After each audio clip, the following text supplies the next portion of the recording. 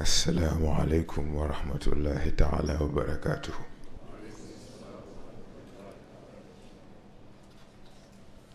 L'homme. De quoi s'agit-il? De par son origine très disputée, cette merveille d'ingénierie divine est de nature douteuse et inquisitive. Certains se réclament descendants de primates, alors que d'autres aspirent à une origine plus pure et civilisée. À travers la marche du temps, ce prodige errant, souvent plus intéressé par sa survie et son confort de vie, s'est bâti des cités et d'énormes civilisations afin d'assurer une certaine longévité. Conquête sur conquête, l'homme s'évertue à contrôler et à manipuler le monde qui l'entoure et à le plier à ses envies. Cependant, une question persiste.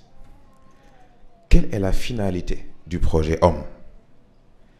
Une question que l'homme n'a su répondre, malgré les vastes étendues de logique et de savoir, malgré les plaines profondes de la religion. Et pourtant, c'est une évidence claire et confirmée, époque après époque. Pour certains, cette évidence porte le nom de nature et exige de l'homme le respect du cadre de vie qui l'entoure. Pour d'autres, elle porte le nom de science et exige que chaque fait, chaque information soit confirmée et vérifiée à travers l'analyse et l'interprétation logique. Pour d'autres, il s'appelle le rien. Pour d'autres, un autre nom. Car pour chaque homme, il y a une perception, qu'elle soit complète ou incomplète, objective ou subjective. La seule constante est donc la présence certaine de cette évidence.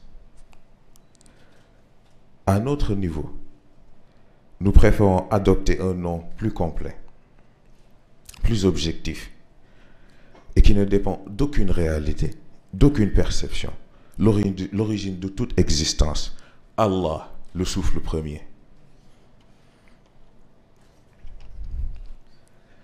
Bien qu'étant associé à la religion musulmane, Allah n'est en aucun cas confiné par l'imagination des esprits impolis qui tentent en vain de lui donner une apparence ou une appartenance. Le souffle de vie étant à l'origine de tout et de tous, est la fondation sur laquelle la supériorité de l'homme est basée. Car ayant été doté de 3 dimensions distinctes, aux premières allures faibles et banales, l'homme a aussi été doté d'un potentiel illimité, à travers lequel tous ses composants peuvent être reforgés et améliorés d'une façon exponentielle. Et c'est donc à travers le corps, l'esprit et l'âme que l'homme doit faire une réévolution qui prendra en compte sa présence et son impact dans tous les états de la création. Pour devenir l'humain élu d'Allah.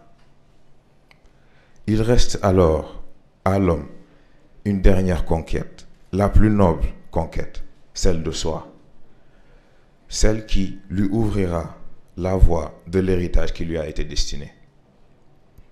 C'est donc ainsi que nous vous accueillons au Colisée de l'éveil. Il n'est pas question de combat entre gladiateurs ou de spectacle divertissant. Il est plutôt question de préparer l'homme à cette réévolution qui l'attend. Il y a donc un seul et unique combat, l'homme d'aujourd'hui contre l'humain de demain. En ce sens, ce Colisée est différent de celui de César, qui n'a su prendre vie qu'au cours des divertissements qui ont été proposés. Ce Colisée n'est animé que par une chose, une symphonie. Cette mélodie qui réveille le corps, accélère l'esprit et exalte l'âme. Iqra bismi rabbik.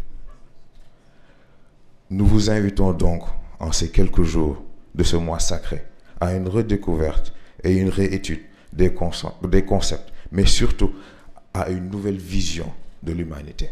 Wassalamu alaikum wa rahmatullah.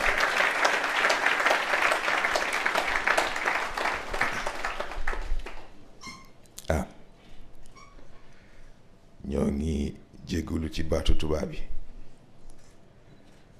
waaye dafa am kilifa boo xam ne boo ko amee da ngay bàyyi xel ni am na ku nekk boo amee ku nekk nag yow it foog nga mën a wax ak ku nekk.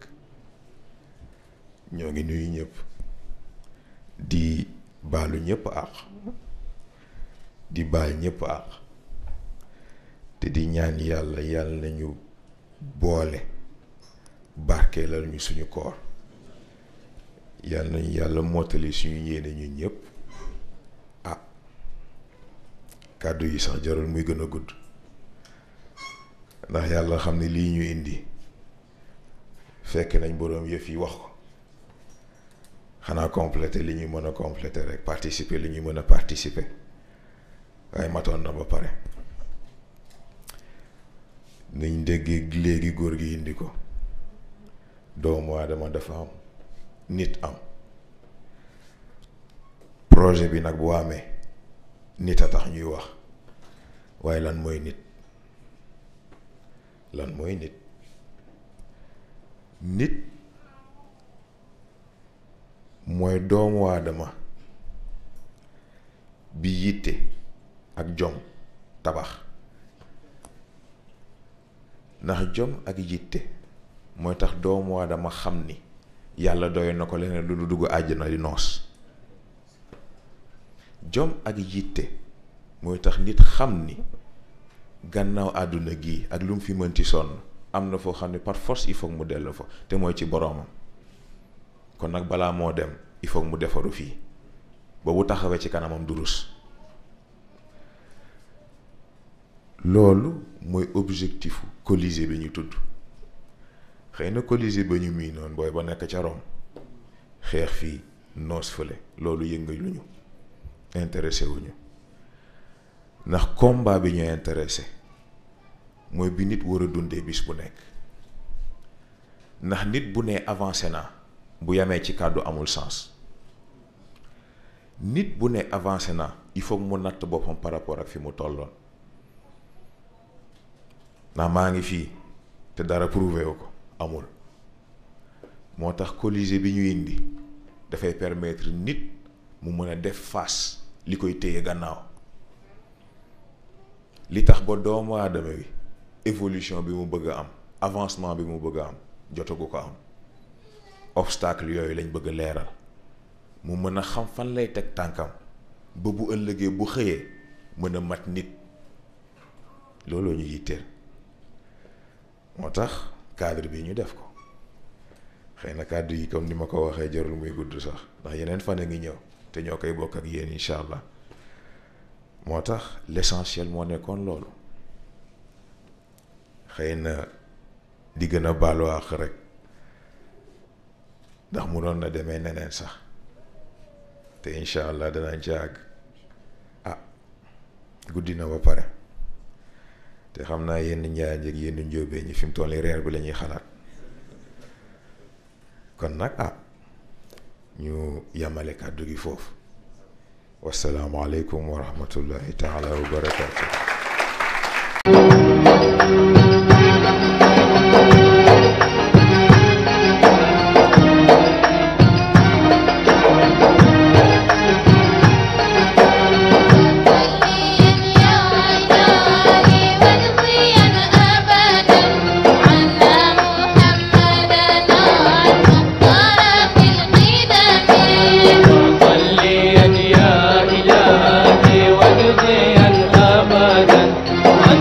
محمد